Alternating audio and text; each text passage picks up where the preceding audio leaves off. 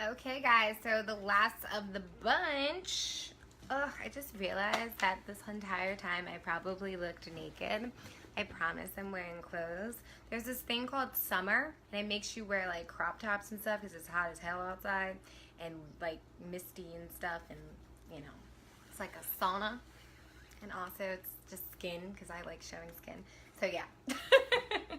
That was my outfit today. But back to what I was saying. So before I go into these last 4 signs, which are Sagittarius, Capricorn, Aquarius, and Pisces, I want to let you guys know a major point here before I go into these.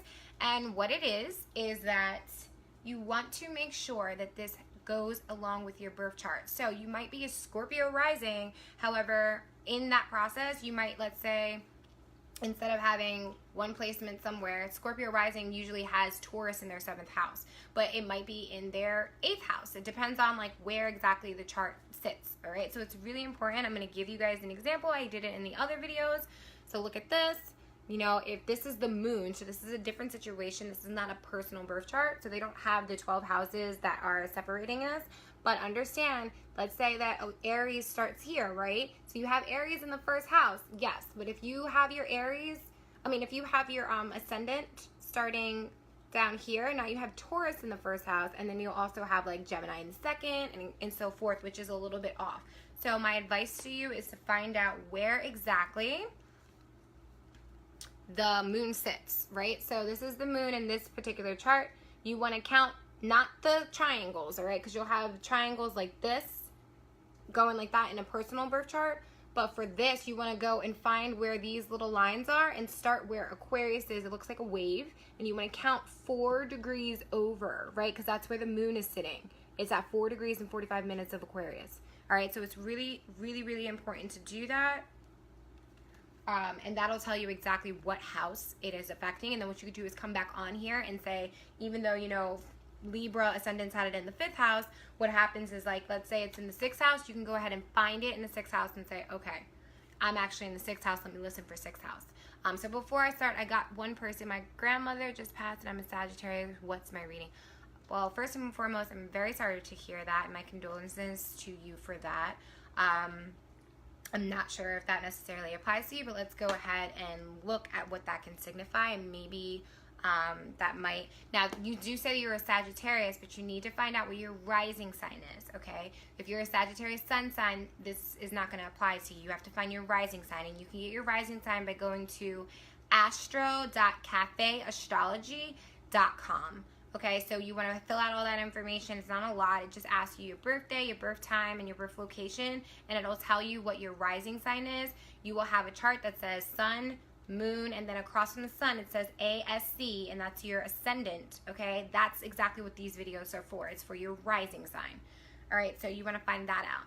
It might slightly apply to you because the sun slightly sometimes applies to to horoscopes, but it really depends on your rising sign. In the order of importance, it's your rising sign, your moon sign, and then your sun sign. And if you're saying you're a Sagittarius, most likely that's your sun sign. All right, so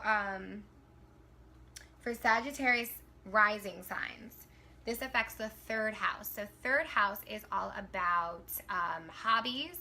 3rd house is our communication. 3rd house is traditionally ruled by Gemini.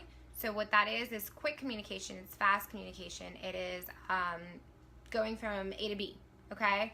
And it's short distance travel. So there could be some short distance travel endings. Maybe you went on a small vacation and you're karmically letting go of something on that trip.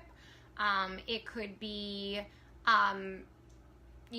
neighborhood too. So 3rd house is neighborhood because it's the short distance travel. So maybe you are finally coming to an end of being a part of a neighborhood, and maybe you are moving now. You're going somewhere else, you know. You're going off into the next journey that you're supposed to go in.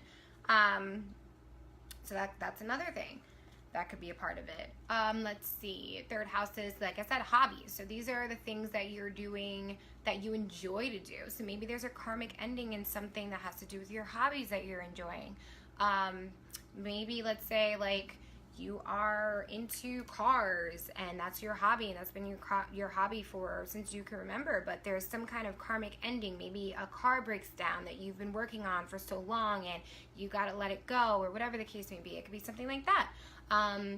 Third house also has to do with our younger siblings. So there could be some kind of, you know, maybe there's an intervention or something with that. An intervention, maybe a younger sibling has a struggle and you guys finally sit him and her down and you talk to her, and there's a karmic ending with it and it ties karmically to something with you. There's an ending with them to where it kind of, you know, motivates you to be a better person. So there could be that as well. What else is third house? Third house is also, third house is an interesting house. Third house supports everything in the second house, but it's a complicated house because it's a cadent house. Again, there's a video that I will be posting tomorrow morning about these, so it'll give more information on that. But it really is that a cadent house is really how the action in the second house, what comes from that. So, basically, these are the things too, like where your second house is about your value and how you make your money. Third house is the hobbies that surround it. So that's also something, or your trip to get to to where you need to go. It's that trip that you're going for that. Third house is also communication. So this is media. So this is also a major thing. Maybe you are very big on the news, or maybe you work for the news, right? And there's some kind of karmic ending that has to do with that. So maybe there's a news report that's, you know, going on and it finally comes to an ending. You know, maybe you've been involved in some kind of reporting of something and it's finally coming to its closure and it represents something karmically for you.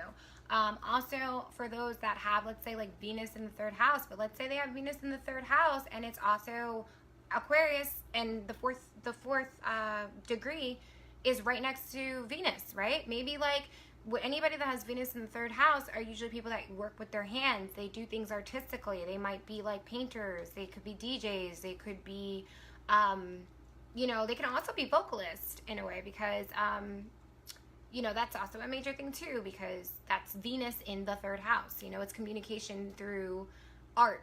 So maybe they have a gift of talking or a gift of, and Venus is Taurus, right? Venus rules Taurus, so that's also speaking.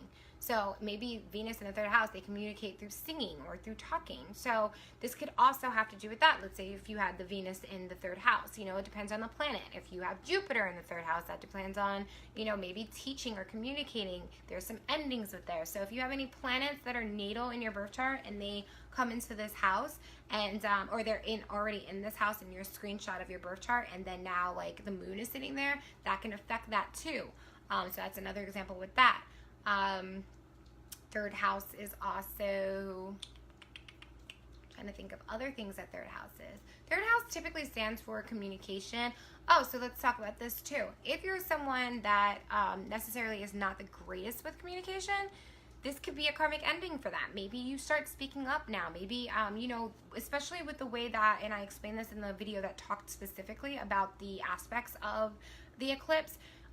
You have Saturn being semi-sextile to this eclipse. So what that means is it's kind of restricting you, especially since like then you also have Mercury that's conjunct, but not heavily conjunct, but it's still conjunct with the sun, that ego, that Leo that's going on right now. So maybe you want to be self-expressive because Mercury is conjunct with the Leo energy. However, you're being restricted from Saturn. So now that you also have you know, this in your third house, maybe this is causing you to have some endings to something because maybe you're restricted from speaking, which might save you, or maybe you realize that by you not speaking is causing an ending to something as well. So it's going to help you with that. All right. So that also kind of takes the cake with that, with the third house. So that's Sagittarius risings. Now we have Capricorn risings. Capricorn risings will be in the second house. Okay. Second house is all about values, what we value as a person, right? So 8th house is about how you value other people, other people's values. That's your partner's values, right? But then 2nd house is your own values, what worth means to you. It's your collections. It's what your value that you make from work. It's your own personal values of how you value yourself. So this is a beautiful house that this is in if it's taken in a positive way, because like this could be some karmic endings to where it cuts off whatever is in your way of seeing your own personal value, whatever is cutting off. So it's a struggle. It's like, oh my God, I don't really see myself. I don't know what my worth is. Well, now this moon is cutting off whatever is there that's causing you not to be able to see things. And especially if, like, let's say Neptune is transiting your second house on top of that, because Neptune is now in retrograde, that's also going to create a lot of clarity for you. And that's going to really make you see, like, wow, I'm really light. I really have beauty inside of me. I'm a beautiful soul, and this is really going to be able to open that up for you. So this is a beautiful thing. This is also, somebody in the previous video asked me about if this can help financially. Well, if you do have your the moon that's going to happen in your second house, absolutely it can help financially, because the second house rules finances. So this could cause some karmic endings to where now it's enabling you to make some more money and bring money into your family, bring money into your home, bring money for you, or invest something, you know, invest money in something. John, I'm going to read your message right when I'm done with the second house. So yeah, so that's a major thing as well as far as the second house. Second house is also speech, food intake, okay? So yeah, sixth house is, you know, health, but second house is food intake. Second house is all about what you're taking in, what you're eating in order to give you that energy towards your value, right? Give you the energy, because ultimately we are what we eat, right? So if we're taking in negativity by eating, like, you know, Kraft mac and cheese one night, then we're going and eating like a ton of meat the next night, then we're going and eating, like, you know, oodles and noodles this night. If you're eating things that are not really necessarily giving you like nutrition, now I'm not saying when I said a ton of meat, that's not for my meat eaters to be like, oh my God, she's probably fucking vegan, and oh my God, no. That's not what I'm saying at all. I'm saying the fact that if you don't monitor in a balance, right, of what you're eating. So if you eat, you know, meat one day, and then you decide to eat something that's vegetarian the next day, and then you decide to eat something vegan the next day. It's a nice even balance of things. But let's say you're eating things on a constant basis that are not really helping you. This might be a karmic ending to that. Maybe something that's tied with that, because you're eating that stuff for a reason. Maybe there's a reason that, like, you didn't, I don't know, maybe you didn't always eat the greatest when you were growing up, and now there's some kind of karmic ending to make you realize that you need to start eating healthier, and that you need to start taking care of yourself, because value comes out of taking care of yourself. Speech, perhaps, you know, there's an ending with the fact that now third house is more about communication with using your speech. Second house is more about your speech in general. So like maybe I don't know, let's say you have Mars in the second house like myself, and you might curse a lot. Sorry. But let's say that's the case, and maybe, like, I mean, this would make perfect sense because Mars also is it's conjunct with the moon. So maybe you might have Mars in the second house in your natal birth chart, and then you also have, you know, Mars, the transit Mars, like Mars now, like the Mars today transiting in your second house, but then you also have like the moon right there. Maybe this might cause some emotional endings, some karmic endings, to be like, you need to change the way you talk and speak to people, because the ability to speak better will get you more value.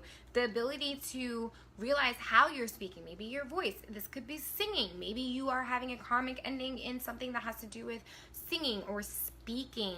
Mars in second house can also be public speaking. It's the ability to talk and people to hear you. You know what I mean? So that could be something too as well. So second house really has to do with speech, food intake, value. Second house is also family assets. That's another major one to understand. So family assets could be a major thing.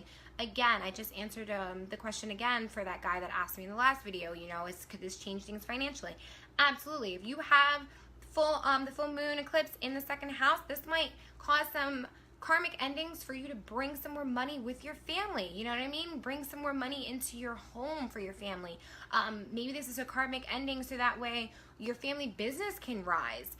Maybe your family business is going to end, but there's going to be some positive that comes out of it. Again, all of these things happen, and it might end something, but there's something positive to come out of it. I know it sounds crazy. I just had a friend who recently lost her mom, and it was a major thing for me to talk to her about this, but I tried to get her to understand that within that situation, it is a a death, but there's a rebirth from it. Now she has access to her mother 24/7, and she never has to call her mother. She could just literally talk to her mother and channel in that energy, and now her mom is one of her spirit guides to join that team to push her even further. So things could happen even as bad as that, and ultimately at the end of the day, with death definitely becomes some type of rebirth, brings something positive. And so don't ever, I understand like something like that is very drastic, and it's hard sometimes to grasp right away because you're so stuck in the emotions. But again, when we can detach, because that's what this moon is about detaching. That Aquarius moon is detaching and looking at it from really like a 5D point of view, like detaching and kind of seeing it like a video game, you know? You're looking down at it like The Sims, and you're like, okay, well, this is happening because of this, and this is going to happen because of this, and ultimately I'm going to gain this because this is done. So once we're able to detach, you know, it's hard to do that because the moon is all about attaching, you know?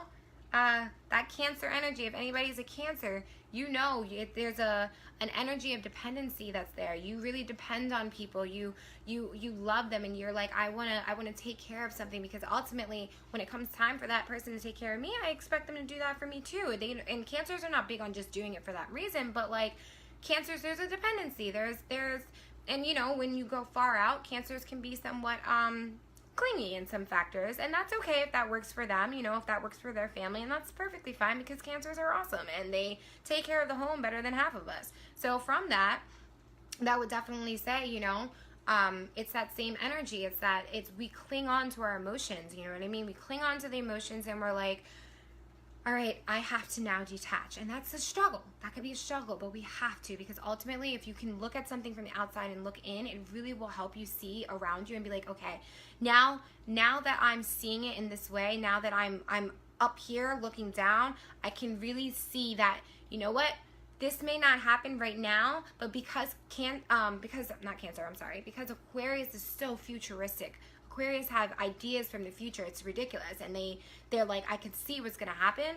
Now it's like, all right, I'm looking and I'm detaching from being in it. And now I'm looking down and I'm like, okay, well, you're starting off right here, but I see in the future that this could actually work in your benefit, because over here is something way better for you. And it's something way more in an advanced state that's going to help you in the long run. All right. So understand that's totally that energy. So yeah, second house is that family assets as well. The next house is Aquarius. So Aquarius will be affected in the first house, okay? Now again, I strongly suggest for you to find exactly where 4 degrees is in your birth chart, because again, I'm an Aquarius rising, but Aquarius starts very low in my chart. I don't start, my actual first house doesn't even start till 25 degrees. All right, so I have majority of Aquarius in my 12th house. And I have a lot of Piscean energy in my first house. So even though I'm an Aquarius ascendant, I'm actually like a Aquarius Pisces ascendant, because I have that whole Pisces look, appearance, and I'm like very into spirituality. You know, that's that whole concept of Pisces ascendant. So understand, it's really important that even though I am an Aquarius ascendant, I still follow more so the Pisces line in that wheel. So I actually am affected in the 12th house and not the first house, even though I'm an Aquarius ascendant. So again, make sure you know what your charts are leading you towards. So Aquarius is the first house, okay? Aquarius will be having endings when it comes to, now this is an interesting one, and I've watched a couple videos on this, because before I actually looked where my degrees were, I thought I was actually affected in the first house, and I was freaking the fuck out. Now let me tell you why. It's a strong area to have this in, and keep in mind, Aquarius risings that have the 4 degrees within that area, be careful. So first house is all about the body, all right? It's all about the temple. Now, yeah, you have all the areas of the other areas of your birth chart, and actually that's something I should tell you guys, so I will run that down as well when I'm done. So I will make sure that I put the bodies, because that's definitely affecting me in the 12th house, because I have a heel problem right now, and 12th house is feet. So it does work, trust me. It is a thing, and it sucks, but just keep in mind about that. So yeah, so first house is the body. So this, especially with having Mars right there, Mars is really that forceful energy, and it's that soldier energy, and it can cause a lot of accidents. You might have some issues as far as something could cost you little nicks and slices towards something, or you just want to be careful, all right? You want to be careful because this can affect the body. There might be some karmic endings even with the body. Now, when I watched my own videos and did my own research, Suki-Liyah, who I absolutely love and adore when it comes to astrology, so look out for her videos, they're amazing. She actually is an Aquarius rising, and she even admitted, she said this could cause the death of a body. So you want to be extremely careful with this, okay? Because of the fact that if your mind is, because again, like first house is focus. You know, you have the mind in the fourth house, but the first house is all about the focus of what you're thinking about. It's your destination, because again, it's ruled by Aries, and Aries is all about the birth of something, right? Aries is the beginning of the zodiac. So it's the birth, it's the fresh idea, it's a new beginning. However, it's the idea, it's doing a full wheel. It's coming from subconscious, right? Coming from the spiritual realm, which is Pisces, and starting something new in the first house. Pisces is the 12th house, right? Aries is the first house, so it's starting a new cycle now. But the thing about it is now it's beginning to understand focus. It's that, and when you have Aquarius in your Rahu is Aquarius, that's again, it's a karmic sign going towards the destination, but Aquarius is a karmic energy. It's that karmic, it's you have a destination now to worry about other people besides just yourself, okay? That's that concept, to focus more on the community, the future of people.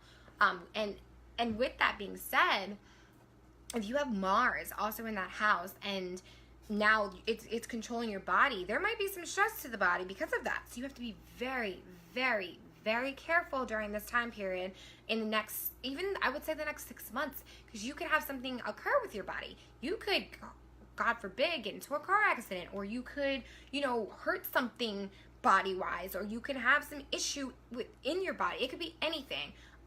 Yes, it's specific as far as the houses are concerned.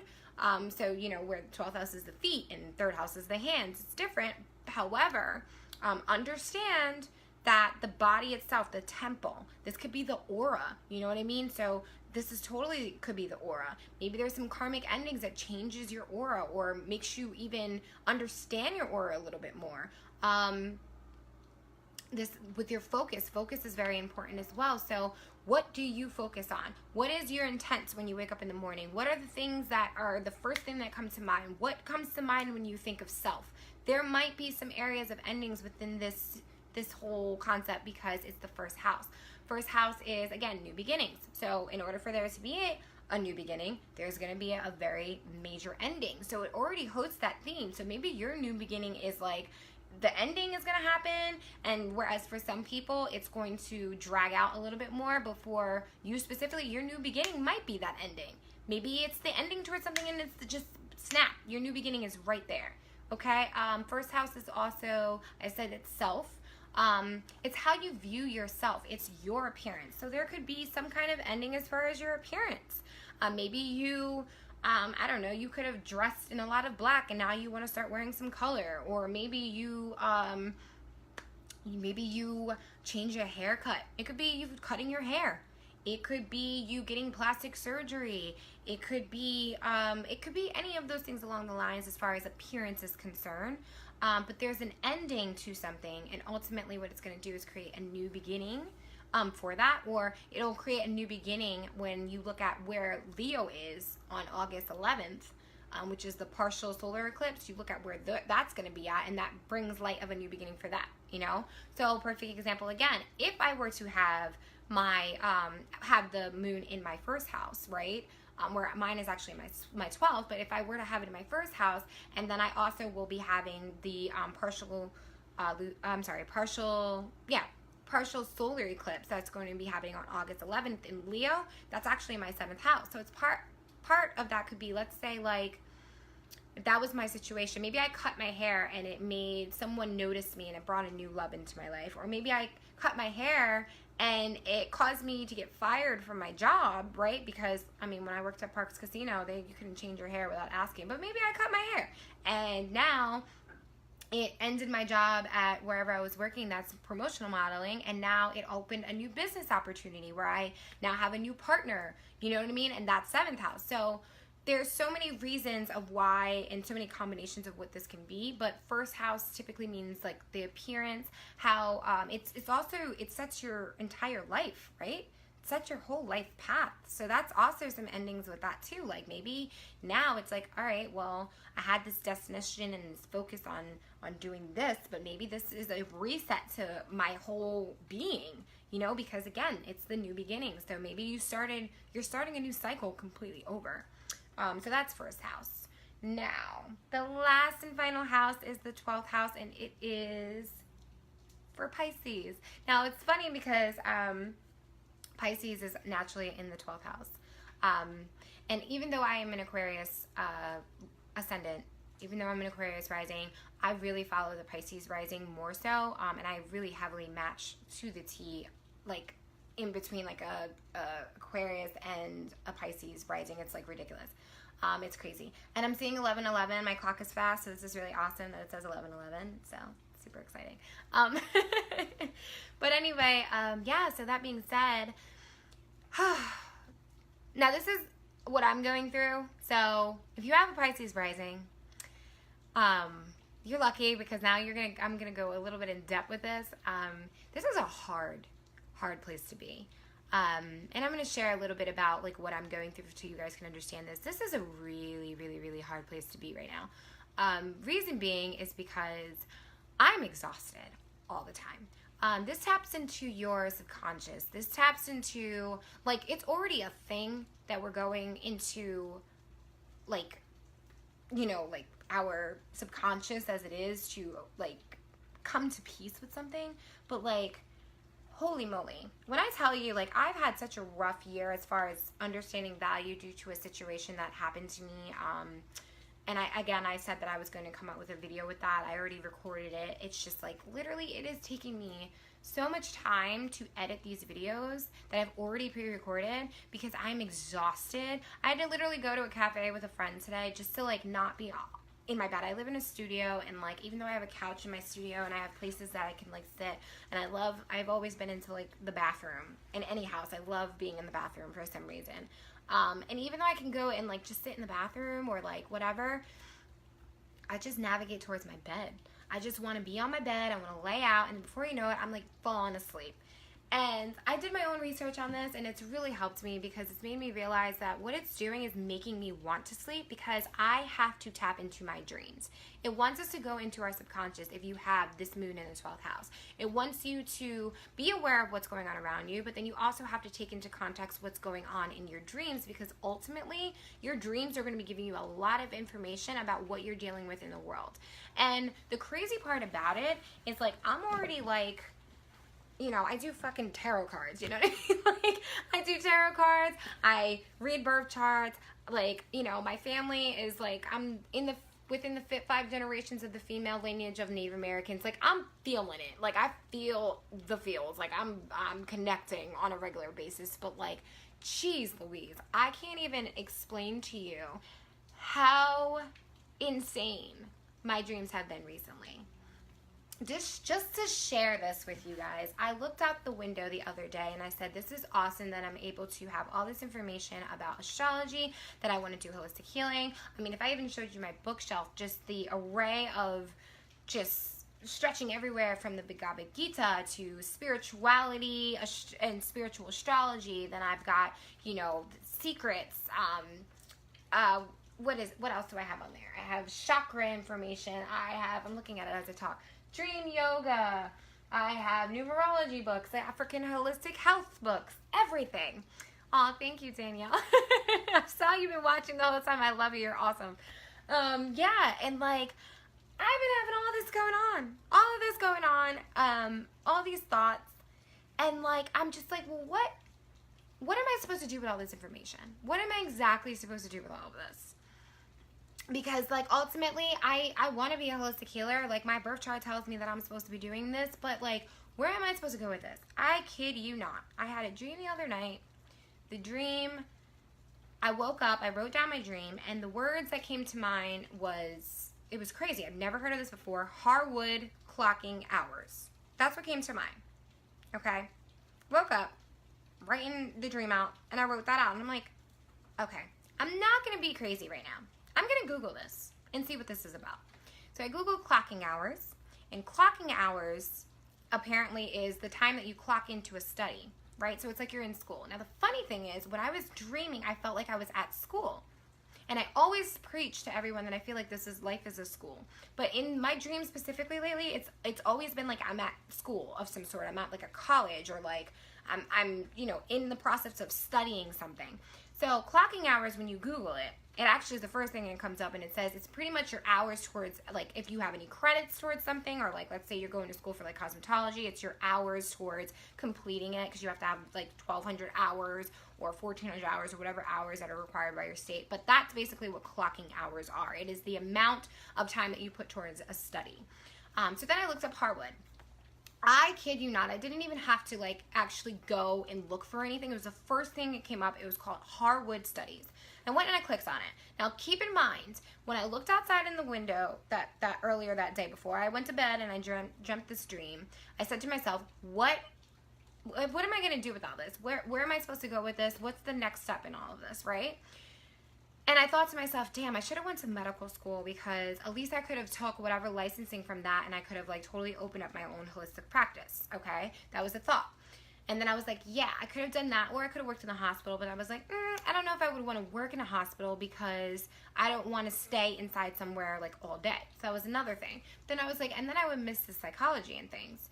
Now the craziest thing is, and I kid you not, when you look at your birth chart, you're supposed to look at the 2nd house, the 6th house, and the 10th house when it comes to careers, okay? Then you're also supposed to look at what's called a stellium. The stellium means there's a cluster of planets in a certain area. So you may have like your moon, the sun, Jupiter, whatever, in a certain area. And what that does is actually like bring it into like one little area. And then it kind of like stimulates so much energy in that area to where you're kind of like, you're obsessed with it. So I actually have a stellium. Kid you not, this sounds crazy. Oh my gosh, you sound exactly like me. It's freaking me out. Level up. That's great. Wait till you hear this. This is nuts.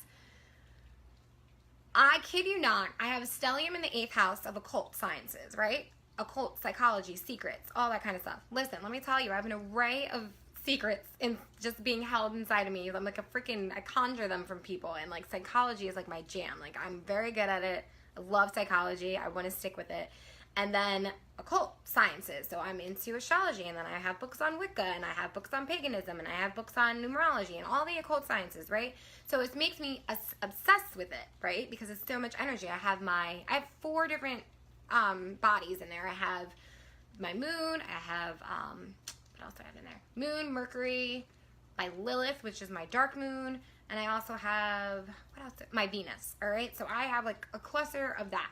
But then I also have a cluster in my 11th house, which is organizations, and it's, what else? Organizations, friendships, networking, anything that has to do with that, gains, right?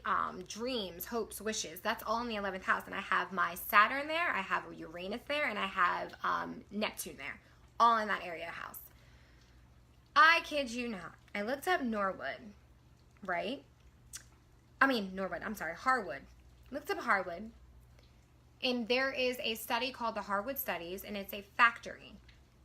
And the factory was back in the 1930s, I believe. It was old factory. And they were having issues with employee retention. So they invited psychologists to come in and to interview all the employees and find out what is going on as far as the factory, why they're having struggles with people leaving. And come to find out, they had the factory administrators that would say, well, we think it's because these people are not trained enough, okay? They're not trained enough, so they're not going to be able to get stuff done because they don't have the right training. But when they actually sat all of the employees down and had conversations, they realized that these employees were not being treated properly. They weren't being valued, and they weren't getting the right schedules, and etc. So what this basically did was this opened up a door called organizational therapy, group therapy. This is one of the first studies that were founded group therapy, okay? That is so crazy. So you have, I believe the psychologist's name is Kurt Lowen. He was a part of this. major psychologist, was a part of a couple different foundings.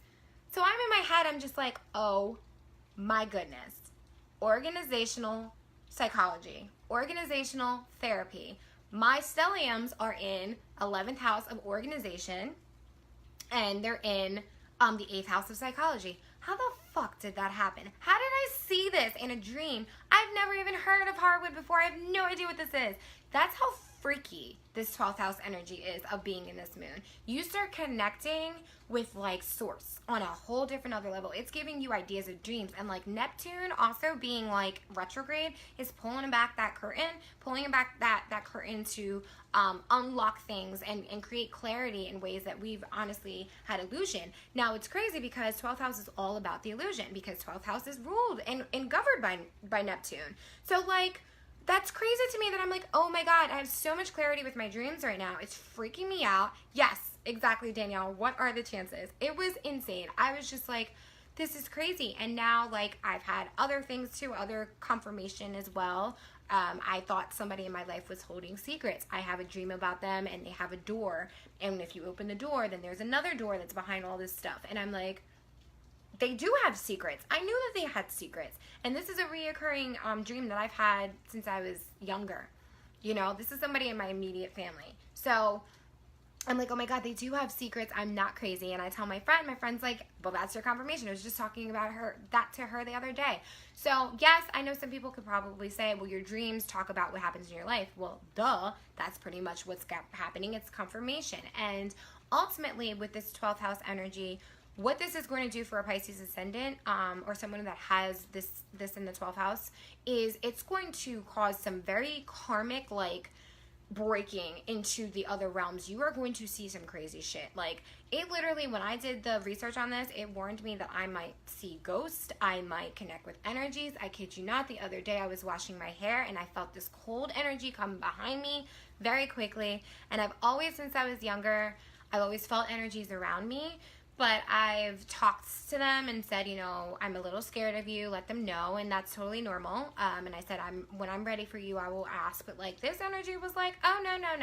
We're open in the field right now. We don't care if you're asking for us. We're behind you.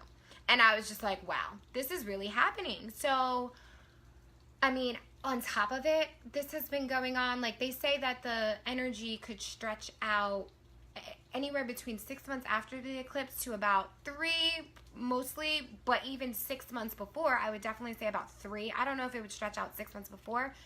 I mean, talking about spirits, I literally asked the universe, I said, if I'm going to be a full-time astrologer, I need some proof. And I specifically said, Dad, if you can send some proof to me, you know, I would really appreciate that you're one of my spirit guides.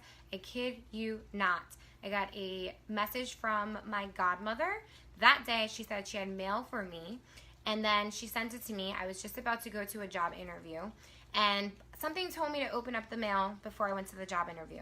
Opened it up, and it was a letter, and it was in the name of my dad's name in his estate, and it was for a car that I got rid of 10 years ago. And it said, we may have charged you fees, so here's a couple $100. That was my guarantee of being like, holy wow, I have financial support. I will be okay. So those are just a couple of examples of like what's going to be happening as far as somebody that has this energy, because it is like, whew, when I tell you, it is a lot. Like, I mean, even the stuff that I went through this year, you know, it was hard for me to go through a lot of these things, and especially with the whole drugging thing that happened to me at the club, and like, not even the club, it was karaoke, and like that really put me through a lot of stress over this year. But like, I found myself waking up crying in the middle of the night, you know, wondering to myself like, oh my God, you know, I went through this struggle, and like I'll wake up and my dog is ready to go outside, and I'm like, oh my God, we have to go outside in Philly in the backyard. Like, you know, we have a courtyard, but like, this is going to bring up that energy for me. I'm going to be freaking out because, you know, I'm thinking to myself about how I may not be safe in the dark, because that's where I was. And these, like, I've been walking in Philly in the dark for like the last couple months and been fine, but it's going to bring up that subconscious moment for you. You know, I have somebody new in my life, and like, I'm freaking the fuck out because I'm like, no, I had someone previously, and like, that's not going to work out because, oh my God, I can't trust anybody. And lo and behold, you know, this person has been my friend for years, and like, even if it doesn't work out, they're there for me. And there's somebody that's like, dude, you're really like, you're freaking out, and it's me, dude. We've been friends forever. So it's just kind of like, this is going to take you into a subconscious understanding, and it's going to help you separate, and it fucks with you, dude. It fucks with you so hard, because like, whereas it might be something that happens in a family, or it might be something that happens in your home, or it might be something that happens in your career, the subconscious is where it all collects all that information. So it's like, all these areas of your life might be affected, because your subconscious is the very last point. You know, Pisces has been through all of the signs, so your subconscious is the very last point of the wheel, and now it's like, you're going to be affected with self-value, communication, home, creativity, health, partnership. You know, 8th house is death and rebirth. 9th house is belief system. 10th house is career. Then you got some situations going on with organizations. Then you got some situations. It's just, you're like, what the flying fuck? All this energy is all coming to you, because ultimately at the end of the day, 12th house, it's your subconscious. That's where your Akashic Records lives. So you're going to really be going through a lot of things. And I would definitely say, for somebody that does have their Pisces ascendant, if you do have this moon in your 12th house, please make sure to keep a journal. Make sure to keep a journal on the side of you. Make sure to record information, because ultimately it's going to help you. Okay? It is. Danielle, do you have your 12th house? I mean, are you a Pisces ascendant? Because definitely, like, it's totally going to help you. Ugh, don't need this now. You do need this. We all need this. And please find out your rising sign, because especially with what you have shared with me, Jessica, I think that's something that you should look up and get the information on how this is affecting you, because it might help. All right. Oh, you do, Danielle. You do. So you totally understand where I'm coming from. Oh my God, it's a lot. So anyway, I also want to make sure I tell you guys too that the feet. Okay. 12th house rules the feet. Pisces rules the feet. So you might have some feet issues. My heel hurts like a bitch right now. I just had a friend that just went through something with her heel. It was something that was going on with her heel. She had it's not arthritis, it's something with the bone or something. And I was like, if I get this shit, oh my God. But again, something could come from that. Maybe, I know it sounds ridiculous, but it's the truth. Maybe I can get some medical insurance or medical for it. I have no idea. Who knows? You know what I mean? Like, at the end of the day, it brings something, okay? Something. I stepped on my baby toe. See? It's that energy of the feet with the 12th house. So I want to go over the body parts with you guys as well. And I know I'm going to make sure that I comment this in the other one so you guys know. Because it's important to know. And I should know this by heart. I know most of it by heart. So with the first house, if you have the eclipse in your first house, this can affect the body, you're saying, or your focus, but really more so the body, the temple. Second house is your throat, your vocal cords, okay, your neck. I should know most of this by now. Third house is the hands and your arms, okay? So this affects those areas as well. So you might have some issues with that. Again, this is karmic ending, so be careful. Mars is there. Mars being there is an issue. Understand that. Mars does not give two shits about what's going on. It's about action. So there might be some accidents in that area, okay? Fourth house is the chest, right? Because that's Cancer. So it rules the chest and the breast. Think mother, because that's breastfeeding, that concept. Fifth house, Leo. Leo is ruling... Oh, here's the paper. Cool. Leo is the heart. Makes perfect sense. The heart, the spine, the upper back, okay? Virgo is the digestive system. Oh, I'm sorry. I'm supposed to be giving you the houses. I apologize. So, first house is the head, the brain, the eyes, and the physical body. All right. So, also know that the eyes as well. Taurus is the throat. So that's the second house. So if you have if you have the moon in the second house, that's your throat, your neck, your vocal cords. Okay. Third house is Gemini. So it's hands, arms, nervous system. All right. Again, Jess, I know that you wrote that you're Gemini. This is for your rising sign. So you have to find out your rising sign, because you might be a Gemini sun, but you might be like an Aries rising. So this is for that specifically. So yeah, so third house is the hands, the arms, and the nervous system. Fourth house is the chest and the breast. Fifth house is the heart, the spine, the upper back. Sixth house is the digestive system and the intestines. Okay.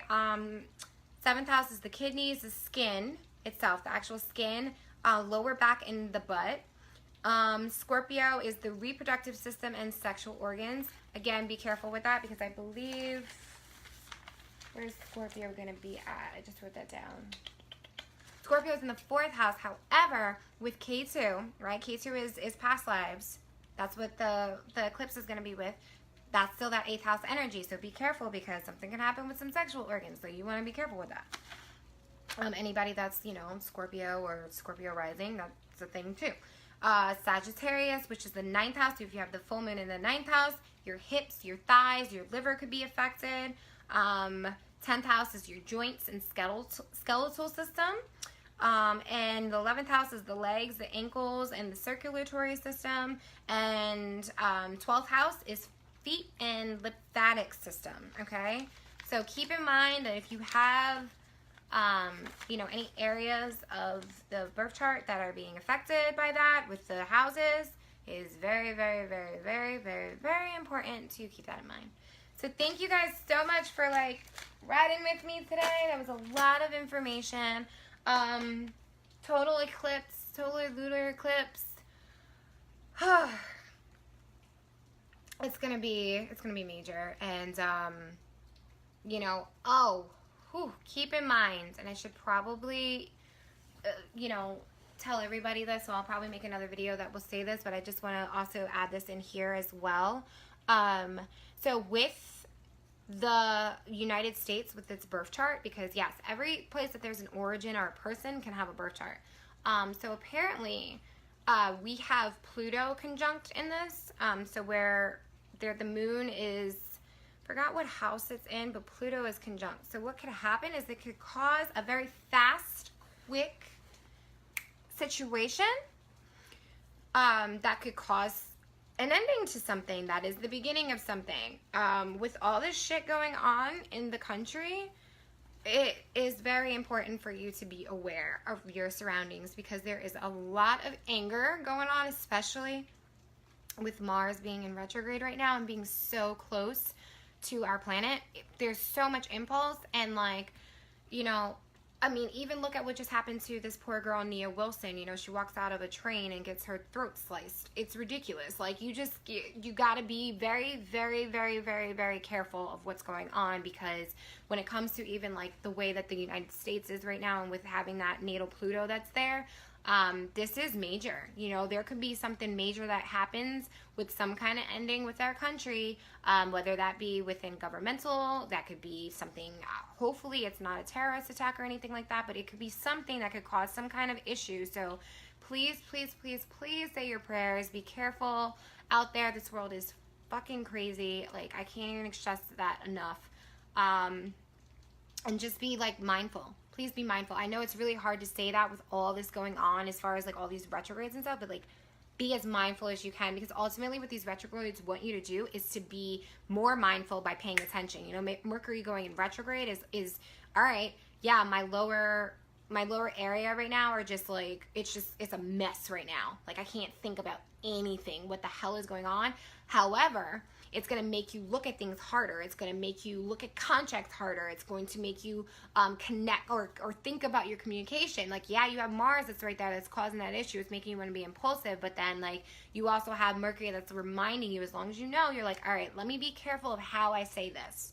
I have to be careful of how I say this, right? It's making you think about, like, not saying things too quickly or not reacting too quickly. It's that reflection mode, that vacation of those planets. So keep that in mind. Other than that, please look out for those videos that I'm going to be posting. I'm going to be posting the one about the houses tomorrow. So it'll give you a little bit more insight about what house represents, each house represents. And if you know exactly what your rising sign is, now you can go back and kind of get a reminder. It's a little bit more deeper into it. It's a touch of it. It doesn't go, like, super, super, super heavy. But it will definitely give a little bit of reminder about what house represents what. And then you could also utilize it for your own studies at home. All right, when you guys get a chance, please feel free, or please, not even feel free, please do it. I would appreciate it. Go and join my page. It's Open Your Mind 1111. So open your mind 1111. Please go ahead and join that, and that's actually going to be my database, like my set home in a few months once I build it up enough for me to do these videos, okay? If you guys have any questions about how this is going to affect you personally, please reach out. I will be so honest. I've been taking phone calls from people, but I've been extremely tired lately just because of the fact that this is affecting my 12th house. So please don't take it personal if I don't answer right away. Write to me if you have to talk to somebody. I will get back to you as soon as I can. I promise you I will. I get calls from people. I get messages from people. I never leave you hanging. I will always keep in contact with you. I will even tell you if I can't pick up the phone for some reason, and I will contact you to see, you know, when I can talk to you next. So yeah, be beautiful. You are absolutely beautiful. Thank you for doing this, Preacher. Now, thank you, Jess. I really appreciate that. That's a really nice comment, so thank you so much. But yeah, so if you guys need any help, please feel free to message me, and I will definitely get back to you, okay? And look out for that video tomorrow. It's going to be awesome. I've been working on it for the past week because I've been exhausted with this freaking moon. So, yeah. And thank you for, if you have any questions, please comment, and love and light, guys. Thanks so much. Good night.